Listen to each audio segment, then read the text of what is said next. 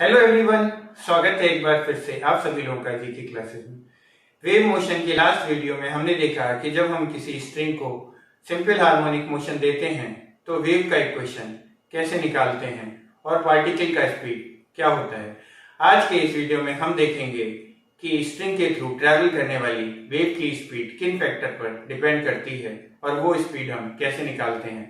तो चलिए शुरू करते हैं। स्ट्रिंग पर वेव की वेलोसिटी निकालने के लिए हम एक स्ट्रिंग लेते हैं जिसका एक एंड फिक्स है और स्ट्रिंग को जर्क देते हैं और होल्ड कर लेते हैं तो स्ट्रिंग में एक बम्प फॉर्म हो जाता है और ये bump towards the fix and v velocity से मूव करता है।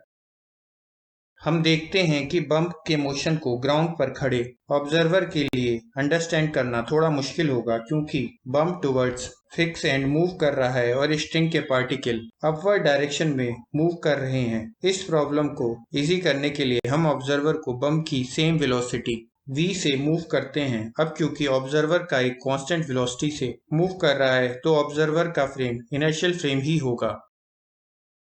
ऐसा होने पर ऑब्जर्वर को स्ट्रिंग एक स्नेक के जैसा पीछे जाता हुआ दिखेगा। स्ट्रिंग के स्टेशनरी होने पर भी ड्यू टू रिलेटिव वेलोसिटी अब सपोज हम स्ट्रिंग को छोटे छोटे पार्टिकल से बना एज्यूम करते हैं तो ऑब्जर्वर को पार्टिकल बैकवर्ड डायरेक्शन में जाते दिखेंगे। चलिए अब स्ट्रिंग का एक छोटा पोर्शन सपोज बम्प का टॉप पोर्शन सेपरेट कर लेते हैं और उस पर लगने वाले फोर्स को स्टडी करते हैं। सपोज इस पोर्शन का लेंथ डेल्टा एल है और ये लेंथ सपोज बहुत स्मॉल है तो इसे हम एक सर्कल का पोर्शन एज्यूम कर सकते हैं। चलिए अब इस पर लगने वाले फोर्सेस को स्टडी करते हैं। अब अगर बम्प पर पार्टिकल का मूवमेंट बहुत स्मॉल है तो हम एज्यूम करते हैं कि स्ट्रिंग में टेंशन T जो स्ट्रिंग को होल्ड करने की वजह से है वो बम्प पर टेंशन के इक्वल होगी तो पोर्शन पर लगने वाला टेंशन भी T होगा। चलिए इस टेंशन फोर्स के हॉरिजॉन्टल और वर्टिकल डायरेक्शन में कंपोनेंट लेते हैं। सपोज सर्कुलर पोर्शन का हाफ पोर्शन सेंटर पर थीटा एंगल बनाता है तो हॉरिजॉन्टल डायरेक्शन में स्ट्रिंग पर कोई फोर्स नहीं लगेगा। रिजल्टेंट फोर्स स्ट्रिंग पर टुवर्ड्स द सेंटर ही लगेगा।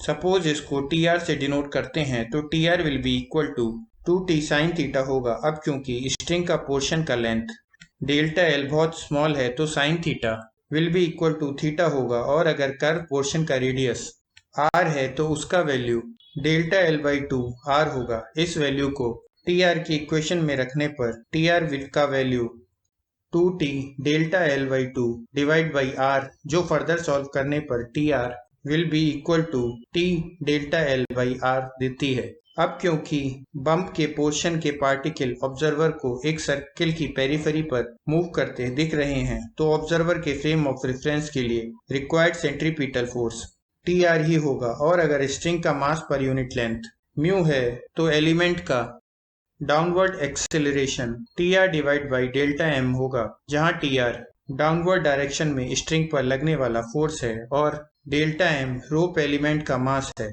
Delta m mu mass per unit length of the string और length of the string element delta L भी लिख सकते हैं। इस इक्वेशन में TR का वैल्यू इक्वेशन 1 से रखने पर acceleration A will be equal to T divide by mu r होगा। लेकिन ये एलिमेंट एक सर्कल में मूव कर रहा है जिसका रेडियस r है और स्पीड v है तो required centripetal acceleration v square by r will be equal to t divide by mu r होगा जो हमको फर्दर सॉल्व करने पर वेलोसिटी का value under root of t divide by mu देता है। ये वेव की वेलोसिटी का इक्वेशन है ऑन द स्ट्रिंग जिसमें टेंशन T है और जिसका मास पर यूनिट लेंथ म्यू है। आज के लिए बस इतना ही, मिलेंगे आपसे नेक्स्ट वीडियो में। तब तक के लिए जय हिंद, जय भारत।